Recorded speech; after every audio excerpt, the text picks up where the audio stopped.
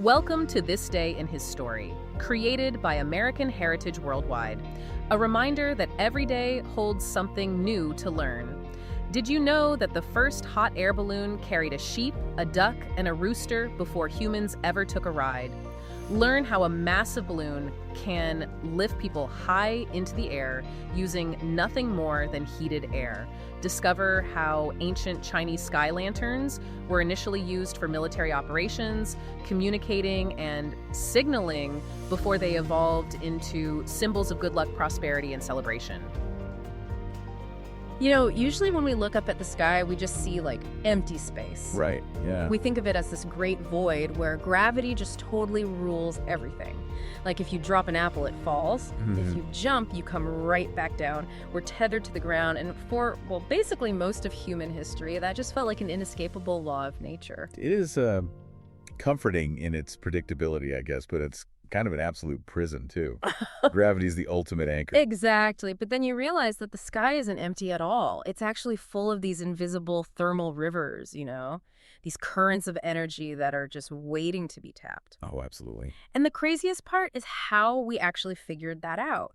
Because we didn't start with like precise aerospace engineering. Not at all. We started by sending a duck and a sheep in a wicker basket to test if the sky was toxic. Which is still just wild to think about. Right. I mean, we went from literally tying balloons to city gas pipes to spy on Civil War troops to building these massive airborne capsules that floated 13 miles into the stratosphere. It really is a profound trajectory. We basically traded an inescapable law of nature for the absolute freedom of the sky. So welcome to today's custom-tailored deep dive, everyone. We are incredibly excited because today, June 5th, is officially Hot Air Balloon Day. Yes, it is. And to celebrate, we have compiled just a massive stack of sources for you. We are pulling from historical texts, really detailed records of atmospheric flights, literary and cinematic references, and some incredible specific video resources, too. Yeah, the videos are fantastic. They really are. We've got a 3-minute and 18-second history video that breaks everything down,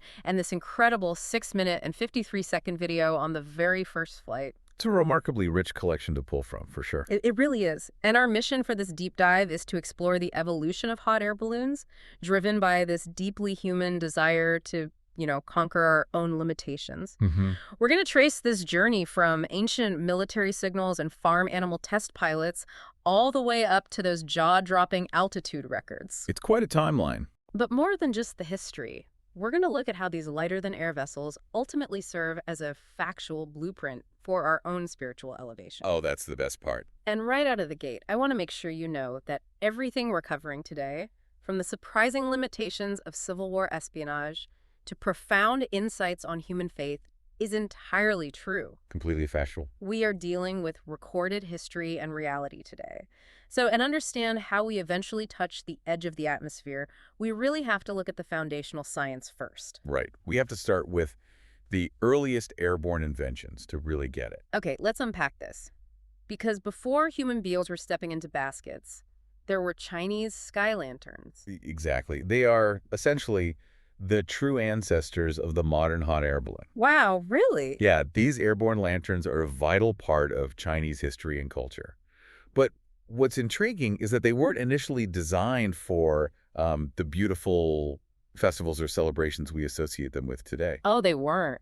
No, they were invented entirely for practical, tactical reasons. Yeah. They were used to create signals for military operations. Which is wild to think about. Like, you're in the middle of a military campaign centuries ago. You're trying to coordinate troop movements, and you're communicating by essentially commanding fire to float into the sky. It's brilliant, really. But break the mechanics down for me, because this is where the physics still seem almost like magic to a lot of us. How does a paper envelope and a small fire actually defeat gravity? Well, it all comes down to the behavior of molecules when they are introduced to heat. Okay. The exact physics outlined in our sources show that as air molecules are heated, they become highly energized. Wait, they start vibrating. Exactly. Their kinetic energy increases, Right. which causes them to bounce further apart from one another and basically expand. So the air itself isn't disappearing, it's just like stretching out. Right. The volume is the same, but it's less crowded. Precisely. And because those molecules are expanding and pushing away from each other, the heated air inside the envelope, the balloon itself, ends up having a much lower density than the cooler, more tightly packed air surrounding it on the outside. Ah, I see. So lift is achieved only when that internally heated air becomes light enough to overcome the combined weight of the entire apparatus. The balloon, the basket, the passengers, the cargo. I was actually thinking about this earlier, and here's how I picture it in my head. Imagine the balloon envelope as just a giant upside-down cup. Okay, I like that.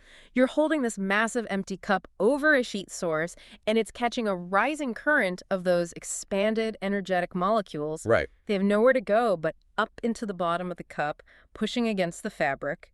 I mean, it's just amazing how such a simple principle of physics changed human history. It is. That cup analogy is a really good starting point, but let's elevate the science just a bit. Sure. The cup analogy explains the capture of the heat, but the actual lift is really about buoyant force. Buoyant force, okay. Yeah, so the cooler, denser air on the outside is quite literally heavier. And as gravity pulls that heavy, cold air down, it pushes the lighter, less dense hot air up. Oh, wow. It's the exact same principle as a cork bobbing to the surface of a glass of water. Wait, really? So it's like Archimedes' principle, but for the sky instead of the ocean. Exactly. And that means the air inside has to be incredibly buoyant to lift the physical fabric of the balloon, the basket beneath it, and any passengers you happen to be carrying. That makes a lot of sense. The payload capacity is entirely dependent on that temperature differential. You need massive volume and significant heat. It is incredible to me that recognizing the science on paper and actually trusting your life to a giant fabric bag over an open flame are, well, two very different things. Oh, completely. The leap from theory to practice requires immense courage. Or in the case of the early pioneers, it requires a few unsuspecting test subjects first. Which brings us to arguably the most bizarre part of the timeline. We jump to September 19th, 1783. Two French brothers, Jacques Etienne and Joseph Michel Montgolfier. Right, the Montgolfier brothers. They launched the first balloon-only flight. It was just the balloon itself, no passengers, and it lasted just 10 minutes. A brief but monumental proof of concept, really.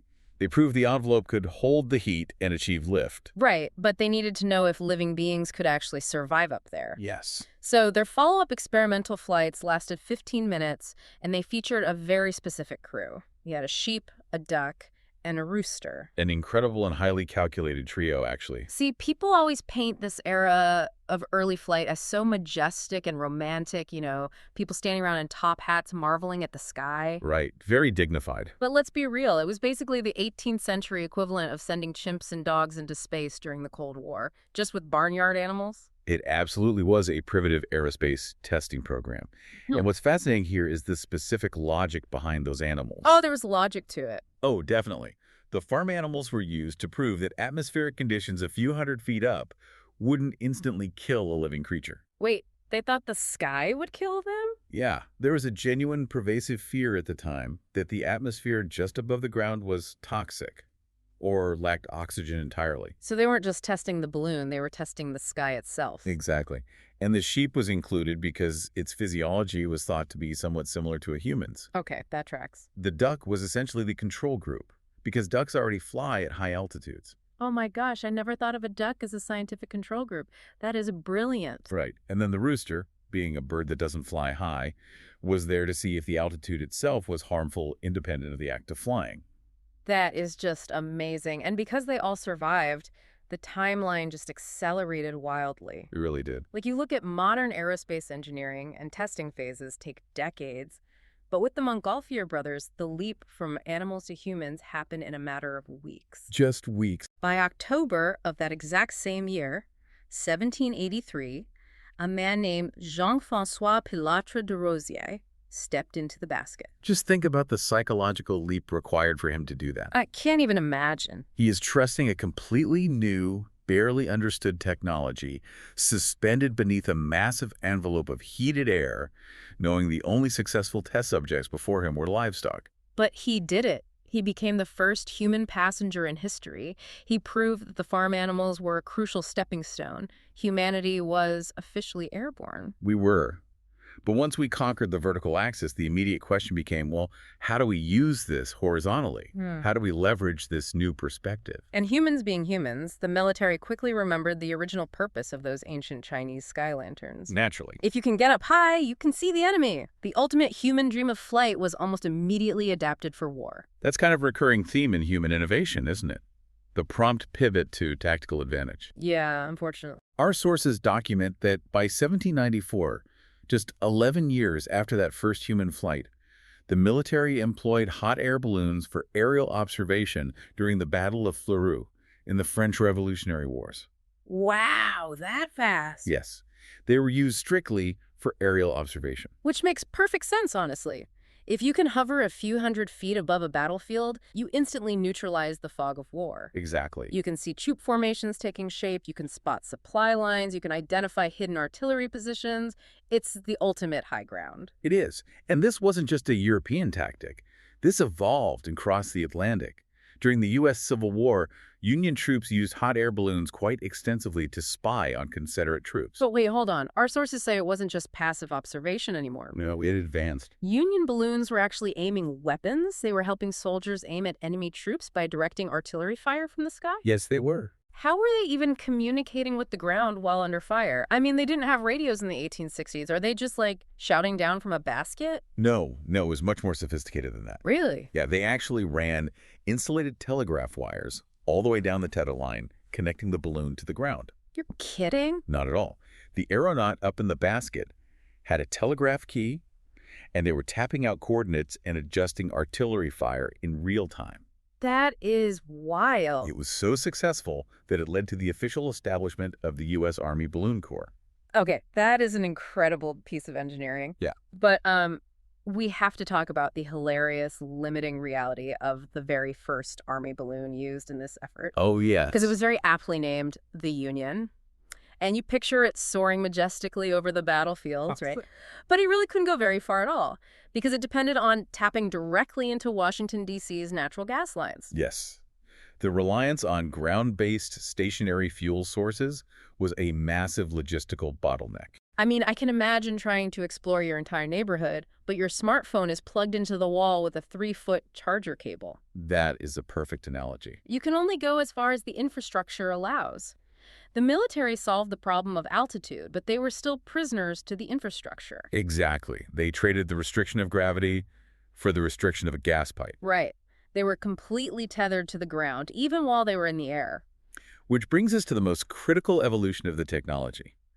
That limitation, being tethered to ground-based fuel, really begs the question, how did balloons finally achieve the total freedom we associate with them today? Right, because when you see them at a beautiful festival today, they aren't exactly dragging a massive hose back to a city gas main. No, they are not.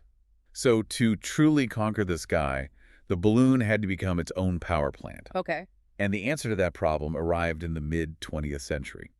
During the 1950s, an American inventor named Paul Edward Yost developed the onboard heat source. Oh. He basically solves the weight-to-energy ratio by using a lightweight, highly combustible fuel. Mm-hmm. He figured out a way to safely carry propane and a burner into the sky with the balloon. Wow. That changes absolutely everything. You are no longer borrowing heat from the ground. You are actually generating it in the sky. It revolutionized the field entirely.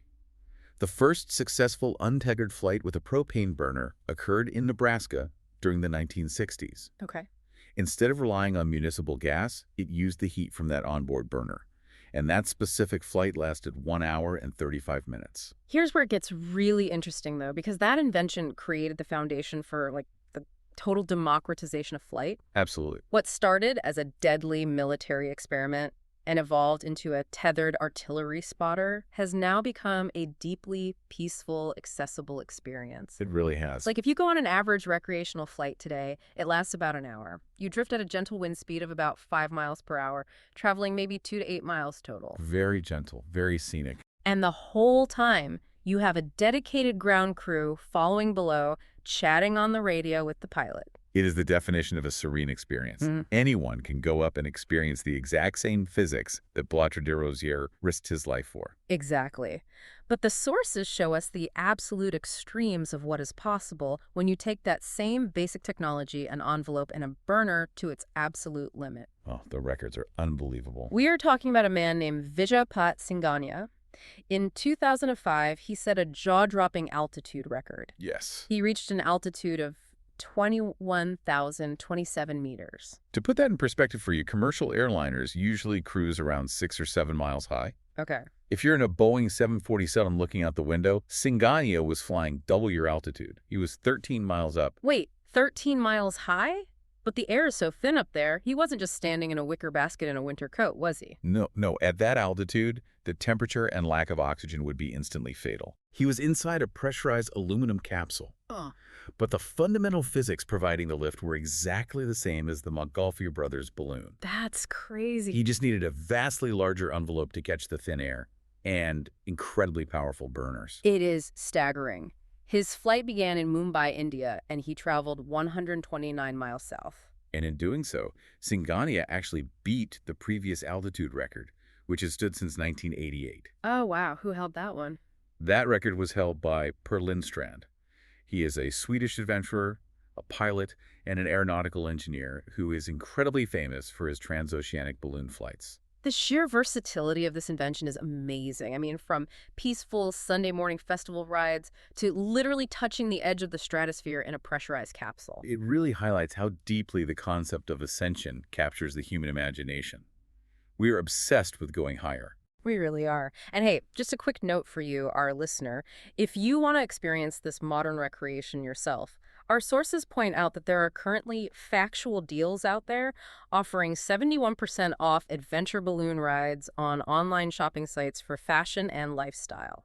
That is quite a discount for this guy. I know, right? But even if you don't use that 71% discount to take flight, the sources prove that the concept of ballooning is deeply tied to our culture. It really is. Like, it's tied to our literature and even our spiritual growth. Now, when I was reading through our sources today, I have to admit I didn't expect a discussion about thermodynamics and military telegraphs to lead to a thesis on human spirituality. It feels like quite a leap at first. It does, but when you slow down and look at the mechanics of lift and how deeply this concept of rising is ingrained in our culture, it actually makes perfect sense. It does. The cultural footprint of the balloon is massive. Right, you don't even have to leave the ground to be impacted by it. You could celebrate Hot Air Balloon Day just by eating popcorn while watching the Disney Pixar movie Up. A classic. Or if you want something a bit more classical, you can dive into Jules Verne's 1863 adventure novel, which was actually republished in 1963, called 5 Weeks in a Balloon, or A Journey of Discovery by 3 Englishmen in Africa. Yes, which explores themes of honor, courage, and man versus nature. Exactly. If we connect this to the bigger picture, all of these cultural touchstones resonate with us because the act of ascension is universally meaningful. The deepest truth found in our source material today isn't just about the physics of expanding air molecules. It is the reality that just as balloons rise, we can spiritually climb to new heights by having greater faith. Yes. The physical mechanics we've been talking about are actually a perfect mirror for human spiritual development. We have these profound factual insights from President Henry B. Eyring that perfectly synthesize this. He stated that while youth are absolutely responsible for their own choices, it is the faithful parents, the teachers, the leaders, and the friends who actively shore up the faith of young people. The parallel is striking. A balloon does not rise on its own. Right. The envelope is just empty fabric. Yeah. It cannot achieve lift without a continuous, intentional source of heat pushing against the atmospheric pressure. Wow. Yeah. Similarly, the youth require the continuous, intentional support and faith of the community around them to shore them up against the downward pressures of the world. Exactly. If you turn off the burner, the balloon descends. Right. If you stop providing that warmth and vision, the lift is lost. The physical act of a balloon rising perfectly mirrors Eyring's mandate that we must raise our sights. And he says that begins directly with our aim, our vision of what we seek in the lives of our young people. You can't reach new altitudes by looking down. You have to actively raise your sights. You have to apply energy and warmth. When we look at a hot air balloon climbing into the sky, we aren't just looking at a scientific novelty, we're looking at a representation of how we are meant to elevate the next generation. Beautifully said. We provide the warmth, we provide the steady foundation, and they achieve the lift. It transforms the history we've discussed from mere trivia into a profound spiritual imperative. So, what does this all mean? The journey we've traced on this deep dive isn't just a story about escaping gravity. It's a story about overcoming our limitations. Absolutely. We started with the simple, elegant physics of expanding air in ancient military lanterns. We watched barnyard test subjects brave the skies to prove human flight was possible. A duck, a sheep, and a rooster. Right. We navigated the irony of early warfare, where majestic balloons were literally tethered to city gas lines like smartphone chargers to direct artillery fire. Such a funny image. And then we celebrated the brilliant engineering of onboard propane burners that eventually allowed adventurers to break the stratosphere 13 miles high. Incredible records. And ultimately, we arrived at the profound spiritual duty we all share, to shore up the faith of our youth, to provide that essential lift, and to purposefully raise our sights. It is a remarkable trajectory, and it leaves you with something to deeply consider. Oh, please. If ancient sky lanterns began purely as tools for military signaling, and hot air balloons were later used for espionage, before eventually transforming into vessels of pure recreational joy and profound metaphors for spiritual faith. Yeah. What modern-day technology is currently used for war might one day be repurposed by future generations simply to elevate the human spirit. Oh, that is a powerful thought to leave on. What are we building today out of fear that tomorrow will be used for joy? Exactly. Well, we want to warmly encourage you to really enjoy National Hot Air Balloon Day. Watch a movie, read some Jules Verne, maybe use that 71% off discount. But most importantly, remember to shore up the faith of those around you and raise your sights to new heights. Hear, hear. The next time you look up, don't just see empty space and gravity. Look for those invisible thermal rivers. Look for the lift. Thanks for joining us on this deep dive. Thank you for joining us for this day in His story. May the lessons of yesterday inspire you to see God's hand today and to play your part in His story now. For more faith-based learning, visit ahsworldwide.org, the homeschool for faith and family.